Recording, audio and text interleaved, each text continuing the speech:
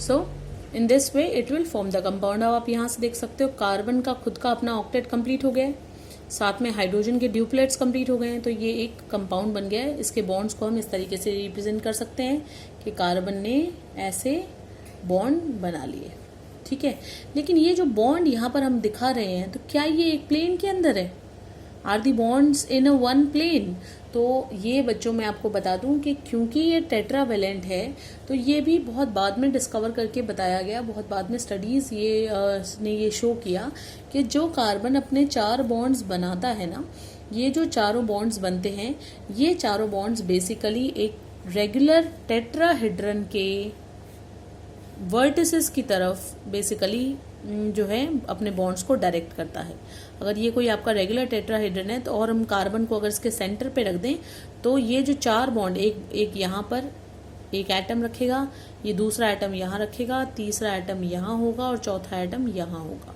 तो एक regular tetrahedron के कॉर्नर्स के ऊपर जो है बाकी चारों एटम्स आते हैं, और इनके बीच में जो एंगल होता है ना बच्चों, वो होता है 109 डिग्री एंड 28 मिनट्स, जिसको हम अप्रॉक्सीमेटली 109.5 डिग्री की तरह से मान लेते हैं, ठीक है।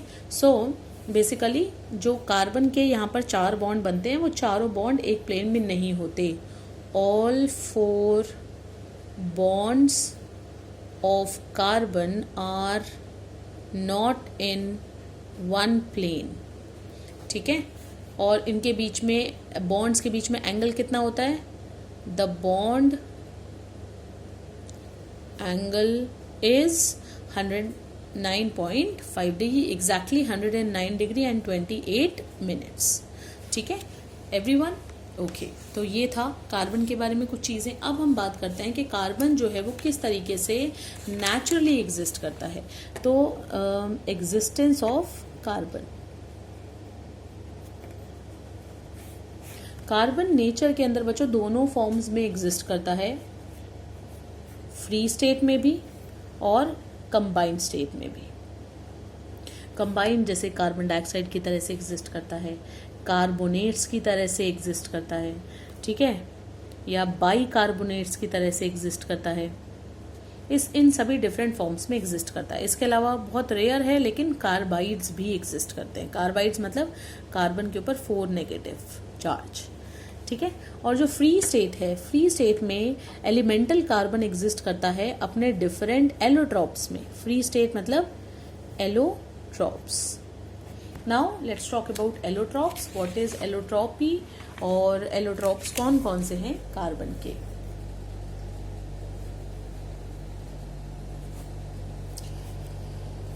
Existence of an element in various physical forms is called as allotropy, and the different or various physical forms are called as allotropes. एक ही एलिमेंट का अलग अलग फिजिकल फॉर्म में एग्जिस्ट करना कहलाता है एलोट्रॉपी, और जो इसकी वेरियस फिजिकल फॉर्म्स हैं उन्हें कहा जाता है एलोट्रॉप्स। तो अगर हम कार्बन की एलोट्रॉप्स की बात करें, if we talk about allotropes of carbon, तो हम इनको मेनली 2 तरीके से क्लासिफाई कर सकते हैं बच्चों। एक होता है क्रिस्टलाइन फॉर्म जिनका स्ट्रक्चर डिफाइंड है, और एक है आपका अमरफस फॉर्म। जैसे हम लोगों ने सॉलिड्स पढ़े हैं ना, क्रिस्टलाइन और अमरफस, तो ये वही चीज है। एलोट्रॉप्स कार्बन के 2 तरीके से एग्जिस्ट करते हैं, एक जिनका डिफाइंड स्ट्रक्चर है, डिफाइंड ज्योमेट्री है मॉलिक्यूल्स की, और एक जिनके अंदर डिफाइंड स्ट्रक्चर नहीं है। तो सबसे पहले क्रिस्टलाइन फॉर्म की बात कर लेते हैं। क्रिस्टलाइन फॉर्म में आपके 4 तरह के एलोट्रॉप्स हैं। कौन कौन से? Diamond, graphite, fullerene and carbon nano tubes, okay. और वहीं जो एमरफस फॉर्म है, एमरफस फॉर्म के अंदर है आपका कोक, चारकोल। चारकोल अपने आप में बहुत तरीके का हो सकता है, it may be animal, it may be plant, it may be sugar, it may be wood. एक और भी फॉर्म होती है एक्टिवेटेड चारकोल, लेकिन वो इनमें से किसी को भी बनाया जा सकता है, ठीक है. सो कोक, चारकोल, इसके अलावा लैम्प ब्लैक, ठीक है, और coal gas. So these are the various allotropes of carbon. ये क्रिस्टलाइन है चारों, और ये क्या है आपके amorphous. Clear. So this is very very important topic as per 10th CBSE 10th boards are concern. इनमें से क्वेश्चन ज़रूर आता है इस पर्टिकुलर टॉपिक से, और आपके NTSC के पॉइंट ऑफ व्यू से भी जो है इसमें से क्वेश्चंस पूछे जा सकते हैं. तो दोनों तरीके से आपने इसको प्रिपेयर करना है, थ्योरेटिकली भी प्रिपेयर करना है और ऑब्जेक्टिव पॉइंट ऑफ व्यू से भी इस टॉपिक को आपने तैयार करना है. तो हम एलोट्रॉप्स की बात करते हैं. आज हम डिस्कस करने वाले हैं first of all about the crystalline forms of allotropes of carbon.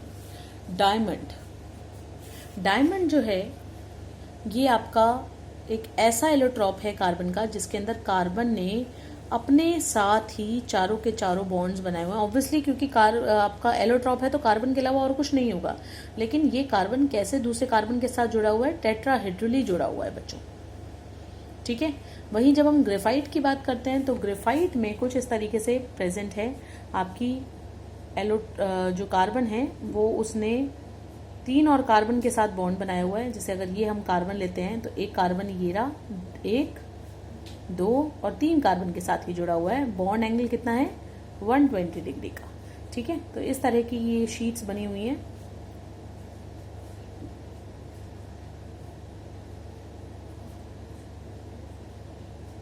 It goes on like this. और जो शीट्स हैं वो एक दूसरे के ऊपर क्या कर सकती हैं, ग्लाइड कर सकती हैं. विल गो ऑन, और ये एक दूसरे के ऊपर, एक दूसरे से डिस्टेंस के ऊपर प्लेस्ड है. तो ये कुछ इस तरह का स्ट्रक्चर मिलता है हमें ग्रेफाइट में.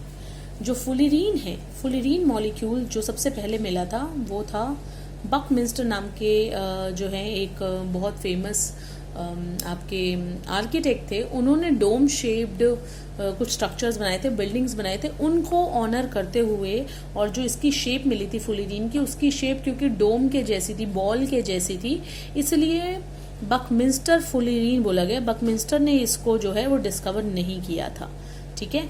तो Buckminster fullerene is a C60 molecule, मतलब जिसके अंदर 60 कार्बन के एटम्स आपस में जुड़े हुए हैं, और उनका स्ट्रक्चर कैसे है, जस्ट लाइक अ सॉकर बॉल. सॉकर समझते हो, सॉकर बॉल इज फुटबॉल. तो फुटबॉल के जैसा होगा, जिसके अंदर पेंटागन्स और हेक्सागन्स. हेक्सागन्स तो कुछ इसी तरीके से नजर आएंगे, 6 कार्बन आपस में जुड़े हुए, लेकिन बीच बीच में उसमें पेंटागन्स भी बने हुए हैं, जिसकी वजह से उसकी सॉकर बॉल या फुटबॉल के जैसी उसकी शेप हो जाती है. सो बकमिंस्टर फुलिरीन. लेकिन बकमिंस्टर फुलिरीन के बाद और भी बहुत सारे मॉलिक्यूल्स मिल चुके हैं, जिसमें C70, 72, ठीक है, 20, इस तरह के भी कुछ और मॉलिक्यूल्स मिले हैं जिनकी शेप थोड़ी अलग है. जैसे आपका C70 जो है उसकी शेप आपके हैंडबॉल के जैसी है, ठीक है, थोड़ा एलिप्सॉइडल है, एलिप्सॉइडल शेप, यानी कुछ इस तरीके से है, इस तरीके की उसकी शेप है. पूरी की पूरी स्फेरिकल नहीं है, बल्कि थोड़ा सा इलोंगेटेड है, ठीक है. और जो आपकी कार्बन की नैनो ट्यूब्स होती हैं, नैनो ट्यूब्स के अंदर बेसिकली जो ये आपकी ग्रेफाइट की शीट्स हैं, वो शीट्स ऐसे रोल हो जाती हैं, रोल होके वो बना देती हैं एक तरह का सिलेंडर. और सिलेंडर के दोनों एंड्स के ऊपर जो C60 मॉलिक्यूल है, बकमिंस्टर फुलिरीन है, उसका आधा आधा पार्ट ऐसे जोड़ दिया जाता है, तब जाके ये बन जाती हैं आपकी कार्बन नैनो ट्यूब्स.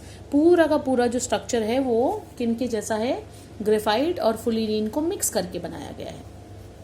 तो जो ग्रेफाइट और फुलिरीन है, ठीक है, इनके जैसा स्ट्रक्चर है, इनको मिक्स करके बनाया गया है, इनको कार्बन नैनो ट्यूब्स को. Understood.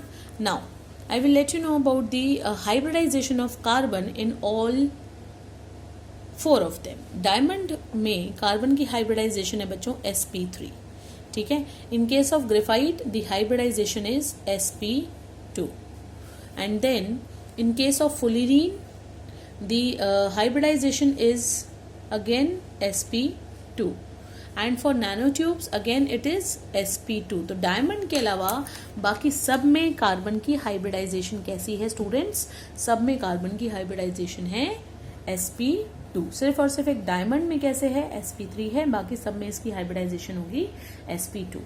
Moreover there are many other differences between diamond and graphite, और हम ये भी बात करेंगे अपनी नेक्स्ट वीडियो में कि डायमंड और ग्रेफाइट में से हम कैसे कौन सी फॉर्म ज़्यादा स्टेबल है, और क्या एक फॉर्म को दूसरी फॉर्म में कन्वर्ट थर्मोडायनेमिकली किया जा भी सकता है या नहीं.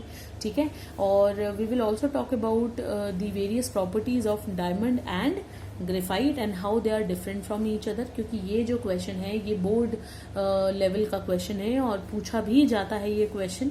ठीक है. तो ये सारी चीज़ें अब हम डिस्कस करेंगे हमारे नेक्स्ट वीडियो में. तो आज के लिए बस आप इतना ही पढ़ेंगे. ठीक है, कि एलोट्रॉप्स ऑफ कार्बन कौन कौन से हैं, आपको सभी के नाम पता होने चाहिए, और जो बेसिक से इन्फॉर्मेशन मैंने आज आप लोगों को इन एलोट्रॉप्स के बारे में दी है वो आप लोगों को सबको याद रखना है और इसी के अकॉर्डिंगली अपने नोट्स तैयार करने हैं. सो thank you everyone for time being, and keep learning, keep studying. Thank you everyone.